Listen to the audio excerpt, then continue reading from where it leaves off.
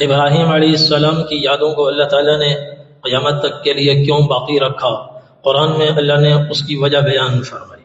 ایک، اذ جاء ربہ بقلب سلیم، کہ ابراہیم علیہ السلام قلب سلیم کے ساتھ اپنے رب پر قربان ہو گئے، فدا ہو گئے، اپنا سب کچھ انہوں نے نچھاور کر دیا قلب سلیم کے ساتھ۔ وہ دل اللہ کی بارگاہ میں پیش کر دیا جس میں کوئی آلودگی نہیں، کوئی آلائش نہیں، کوئی گرد نہیں، کوئی غبار نہیں، کوئی ریاکاری نہیں، کوئی منمانی نہیں، کوئی نفس پرستی نہیں، کوئی خواہش پرستی نہیں۔ دل صرف اللہ کا ہے، اس دل میں اللہ ہی اللہ ہے، اللہ کے سوا کوئی نہیں۔ یہ ہے قلب سلیم۔ اذ جاء ربہ بقلب سلیم، اپنے قلب سلیم کے ساتھ اپنے رب کے در پر آئے اور اپنا تن من دھن ہر خواہش اللہ پہ قربان کر دی، اپنے آپ کو نچھاور کر دیا، خود کو بھی قربان کیا، بیوی کو بھی قربان کیا، بچوں کو بھی اللہ کے نام پہ قربان کیا۔ پھر اللہ تعالیٰ خود قرآن میں فرماتے وَإِذِ ابْتَلَىٰ إِبْرَاهِيمَ رَبُّهُ بِكَلِمَاتٍ فَأَتَمَّهُنَّ، کہ ابراہیم علیہ السلام کا امتحان ہوا، آزمائش ہوئی، جانچ ہوئی، پرکھ ہوئی، آزمائشوں سے ان کو گزارا گیا، بھٹیوں سے ان کو گزارا گیا۔ آزمائش سے گزارا کس نے؟ ربہ، ان کے رب نے گزارا، ان کے رب نے گزارا۔ کس لیے گزارا؟ کیونکہ وہ اللہ کی بارگاہ میں قلب سلیم بچپن سے ہی لے کر آئے۔ اللہ تعالیٰ کو ان کا دل پسند آیا، ان کو اللہ نے نبی بنانے کا فیصلہ فرمایا، نبوت کے اعلیٰ مقام تک پہنچانے کے لیے اللہ نے ان کو مجاہدوں کی بھٹیوں سے گزارا، آزمائشوں سے گزارا۔ ربہ کا لفظ بتلاتا ہے کہ آزمائش ان کی تربیت کے لیے تھی، ان کی صلاحیتوں کو بڑھانے کے لیے تھی۔ اللہ نے آزمایا، امتحان لیا۔ کس نے؟ ربہ، اللہ نے، کسی انسان نے نہیں، اللہ نے امتحان لیا۔ انسانوں کا امتحان انسان لیتے ہیں، اور انسان امتحان لینے والا کمزور ہے، کبھی نظر چوکتی ہے، وہ نقل مارتا ہے اور نمبر پورے حاصل کرتا ہے۔ ڈگری اس کے ہاتھ میں آ جاتی ہے تو جس کے ہاتھ میں ڈگری آ گئی، یہ کوئی 100% یقینی نہیں ہے کہ یہ ڈگری اس کی صلاحیتوں کی ترجمان ہے۔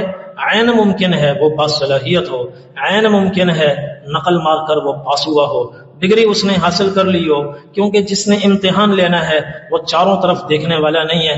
میں سامنے دیکھ رہا ہوں، ادھر سے نظر بچی ہوئی ہے، کوئی ادھر سے نقل مار سکتا ہے، کوئی ادھر سے مار سکتا ہے، پیچھے میں نہیں دیکھ رہا، پیچھے گڑبڑ ہو سکتی ہے۔ لیکن امتحان ابراہیم علیہ السلام کا کسی انسان نے نہیں، کس نے لیا؟ اللہ نے لیا۔ اللہ کون ہے؟ یعلم السر واخفا، جو سر کو بھی جانتا ہے، اخفا کو بھی جانتا ہے، سینے کے اندر کیا ہے وہ اس کو بھی جانتا ہے، کل سینے میں کون سا خیال آئے گا اس کو بھی جانتا ہے۔ ان اللہ لا یخفا علیہ شیء فی الارض ولا فی السماء، اللہ وہ ذات ہے، زمین و آسمان کی کوئی چیز اللہ سے مخفی نہیں ہو سکتی۔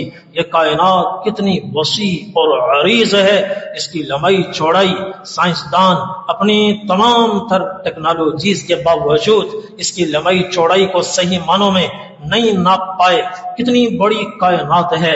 اللہ تعالیٰ فرماتے ہیں لا يعزب عنہ مثقال ذرہ، اس عریض اور طویل کائنات میں ایک ذرہ بھی اللہ کی نظروں سے اوجھل نہیں۔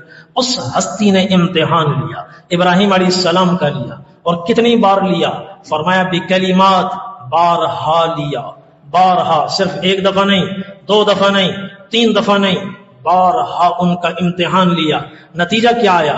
فَأَتَمَّهُنَّ، ہر امتحان میں ابراہیم علیہ السلام نے اعلیٰ پوزیشن حاصل کی، 100 میں 100 نمبر حاصل کیے، اعلیٰ پوزیشن حاصل کی۔ جب اعلیٰ پوزیشن حاصل کوئی طالب علم کرتا ہے، امتحان کے بعد اسے انعام ملتا ہے، اس کو انعام ملتا ہے۔ اللہ نے ابراہیم علیہ السلام کو انعام عطا فرمایا۔ وہ کیا فرمایا؟ قال انی جاعلک للناس اماما، اے ابراہیم ہم نے تمہیں روحانیت کا امام بنا دیا، اب قیامت تک جتنے بھی پیغمبر آئیں گے تمہاری اولاد میں سے آئیں گے، تمہاری نسل میں سے آئیں گے۔ قال ومن ذریتی، یا اللہ میری ساری اولاد میں امام آئیں گے، نبی آئیں گے۔ قال لا ینال عہدی الظالمین، ہاں نبوت چلے گی تمہاری اولاد میں، مگر ظالموں کو امامت نہیں ملے گی، نبوت نہیں ملے گی۔ جو نیک صالح ہوں گے اللہ جل جلالہ ان میں نبوت کے لیے کسی کو منتخب فرمائیں گے۔ چنانچہ حضرت ابراہیم علیہ السلام کے بعد جتنے پیغمبر آئے وہ سب کے سب ابراہیم علیہ السلام کی اولاد میں سے آئے۔